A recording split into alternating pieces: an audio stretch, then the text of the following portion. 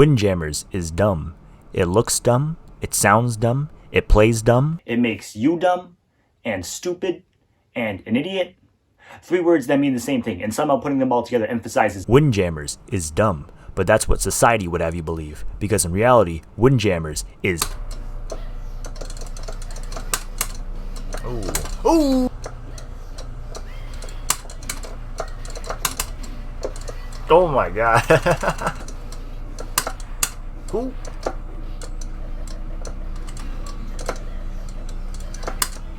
Oh shit! Come on, give it to me this time. No! God! Okay, we're good. Oh shit! Yeah. Oh shit! Don't get up. Fuck! Oh! No!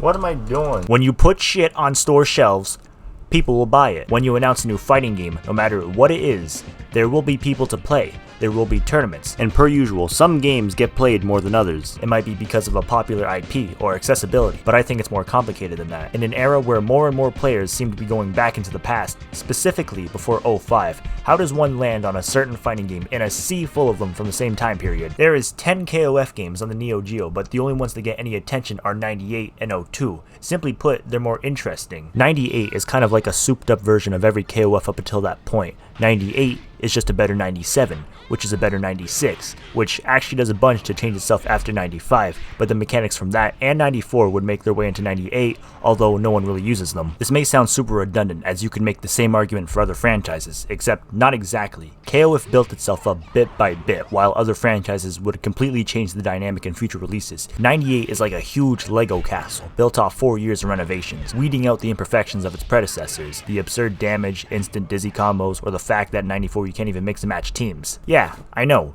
piece of shit, still great music though.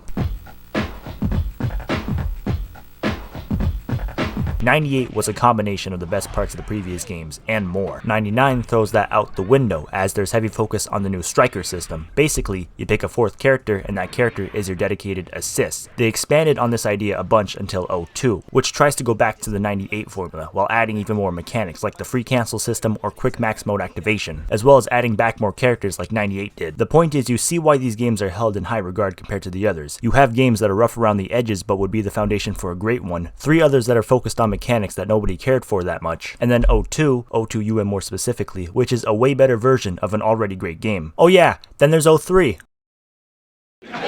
If there's one thing that people love as much as a game that's well designed, it's one that barely functions. You play it because it's fun seeing what kind of crazy stuff can happen and turn everything into a stupid shit exhibition, for better or for worse. I don't need to spend much time on these, as I kind of did that already. Although they get criticized for their poor balancing and bugs, you can't deny they're interesting to look into or break apart. Now I'm gonna tell you something you don't see people talk about every day.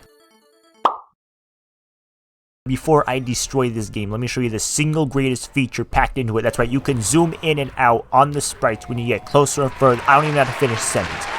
You already know what's up about it. You already know why that's so good. Alright? Thank you very much for the round of applause. I love all of you. A is punch, B is kick. A plus C is a hook punch, while B plus C is a low shin kick. C is a strong punch or kick based on whether you hit the A or B button before hitting C. And finally, D is taunt. Every character jabs at a universal speed, which is nice. Every character's shin kick gives them a fast, low option without having to rely on their slower crouch option. And every character has a universal dash, which was very new at the time. For comparison, it took Street Fighter a whole 6 years since the second game to implement, and that's a massive plus. Okay, now that we are done with that,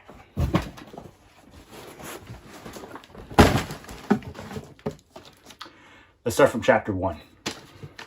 Right off the bat, this game suffers from that weird old school SNK problem where special moves are a little bit more precise to pull off than they need to be. It's not too bad with quarter circle inputs, but with dragon punches, it totally shows. In virtually every other fighting game I've played, dragon punches are second nature to me. I can do them without thinking about it, I can do them as many times as I want. But in Art of Fighting, what am I doing wrong here? Am I hitting all the points on the stick too late or too early? Am I hitting the button wrong, if that's even possible?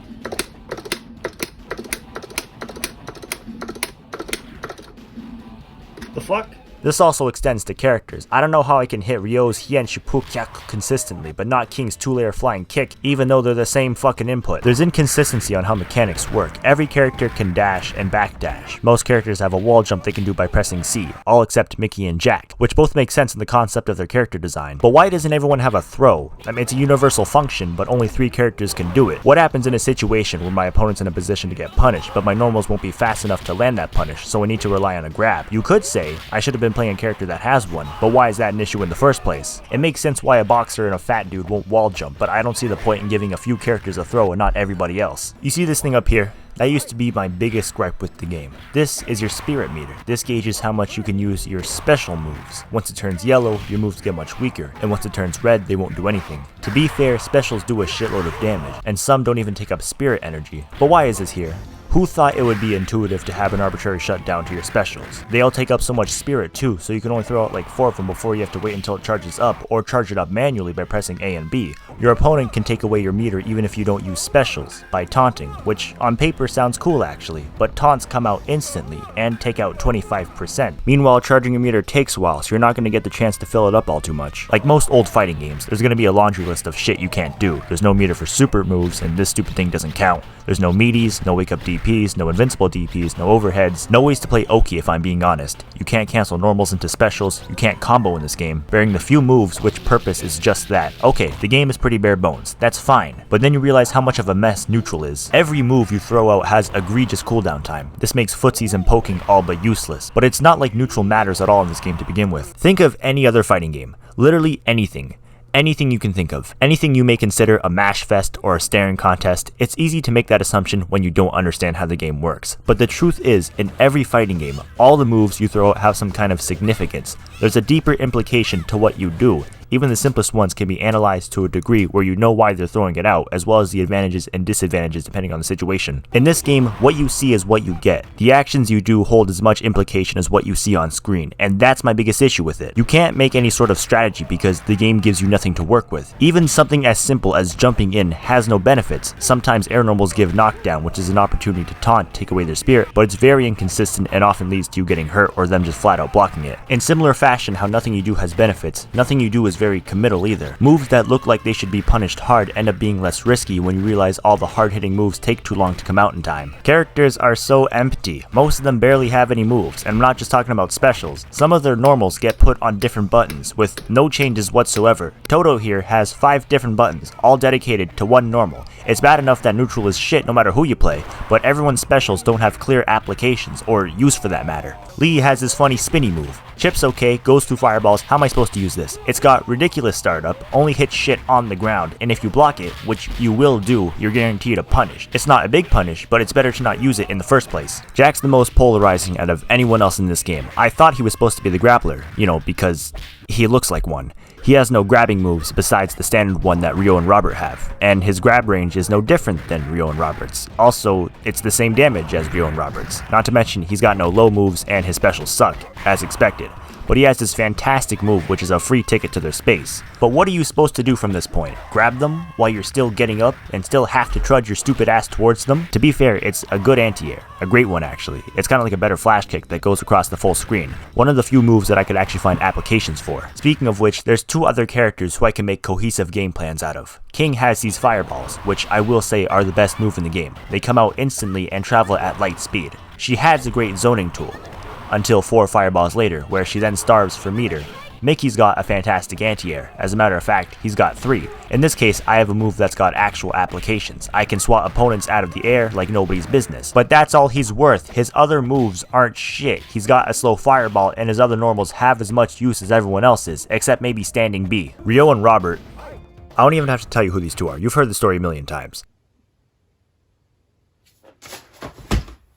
Yeah, that's it. From start to finish. It's just chapter 1.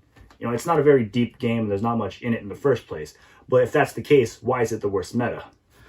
Well, let's put it this way. I understand this is a 1992 fighting game, so I gotta keep my expectations low. But what if we compare Art of Fighting to other early 90s games? Say, World Heroes 2, where there's no stupid meter limiting you from using specials, so that's already a plus. Your normals have reasonable end lag, like they should. The most effective option in most situations may be to jump straight at your opponent, but characters have a reliable anti-air to force your opponent to cut back on approaching you that way. Most characters have some kind of pseudo combo to encourage getting conversions on the ground. Every character's attributes show a clear path on how the character should be played, or at least designed in a way where the player can create a cohesive game plan out of. You can use their moves for their intended purpose or exploit them to create a new strategy. Some characters even have extra movement options, like a dash, backdash, or double jump. It's not a super deep game by any means, but it allows players to utilize their fundamentals, which makes it accessible to pick up and play, while having enough depth to warrant investing time into it. Of course, in today's day and age, you ask somebody to play this game or anything that came after 1997, chances are they're going to pick the latter. But any fighting game veteran, or even modern fighting game player, can jump into this and have some fun, even if that fun lasts no longer than half an hour. The point is, World Heroes 2 is a fighting game. Art of Fighting is also a fighting game, but it's beyond just bare bones. Nothing in this game happens, quote unquote. Neutral is terrible, not only because your ground moves glue you to the floor, but also because none of your moves have any additional threats besides the 5 points of health you may lose. Almost everything is safe, and I say that not only because nobody has meaningful punish game against any move, everyone's specials are terrible. It's either something that's easily avoidable, has no applications, slow as fuck, only has use until you're forced to not use it, or has no setup or general ways to land it. Neither player has a reason to be cautious of the moves at their opponent's disposal, and the few moves that do have actual danger to them are usually dragged down by the fact that there's nothing they can do after they use it. You know what a good chunk of the interactions in this game look like?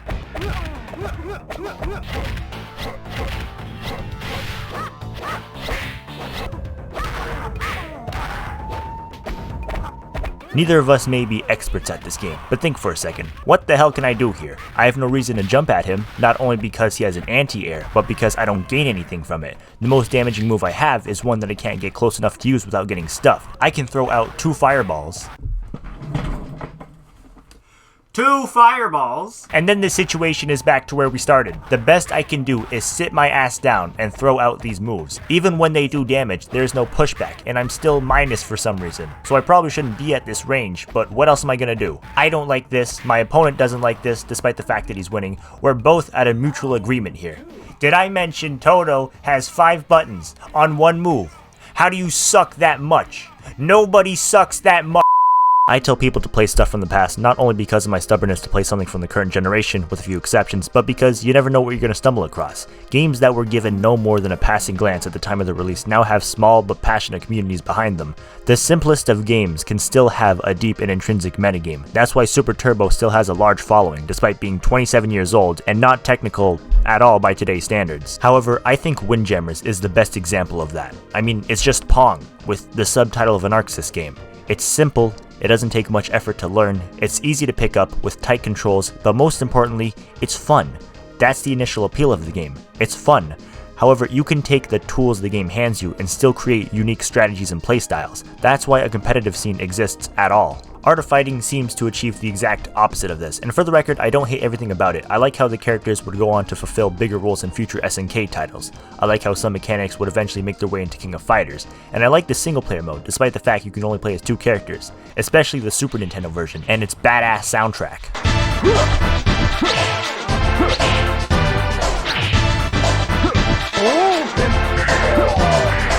Oh shit, what's good, buddy? Unlike other games where I didn't see the appeal initially, only to find new enjoyment in them years later, Art of Fighting was a case where I already didn't think highly of it, only to discover how aimless it really is. I'm reluctant to say this game even has a bad meta, because nobody plays it. I want to give it the benefit of the doubt that it was an early 90s fighting game and nobody knew how to further innovate the genre at the time. They wanted to try something new. But compare it to a broken mess like X-Men vs Street Fighter, which might as well be a prolonged combo exhibition, or a game as simple as Champion Edition. Whether it's broken or simple, I can find some type of goal to work towards with the character I chose. In Art of Fighting, I don't know what's going on here, besides the tacit agreement that one of us must die. I can't pick up the pieces and work with what I got, no matter the character, no matter the matchup. It just doesn't work. I tell you to play it yourself because my words can't convey how truly empty this game feels. Even if you were curious, good luck finding an opponent. It's a miracle Captain Cream over here was willing to play this game with me. He couldn't bear 20 minutes of it, and I really can't blame him. I guess there's nothing here left to say except for, Play World Heroes 2. Please. For fuck's sake.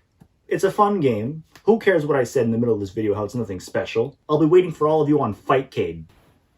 Fightcade, bitch. Bye.